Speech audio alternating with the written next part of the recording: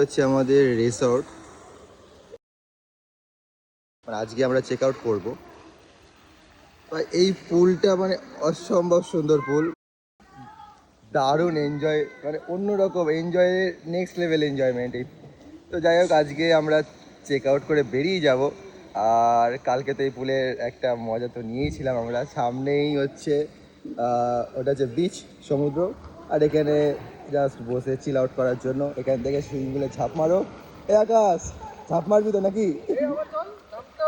এই আরেকবার নামলে হয় কি বল? এ আসিম, আসিম একবার নামলে কি হয়?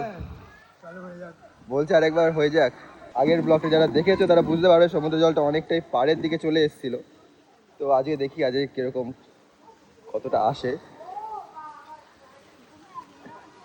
না, আজকেও ঠিক পাড়ের দিকেই চলে এসছে এই টাইমটায়, বাট কিছুটা কম।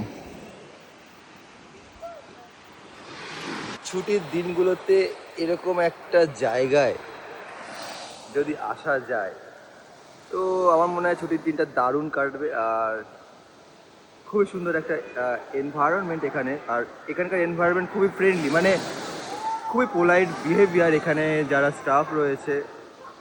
তো এটা হচ্ছে অ্যাকচুয়ালি এলিট রিসর্ট এই হোটেলটা।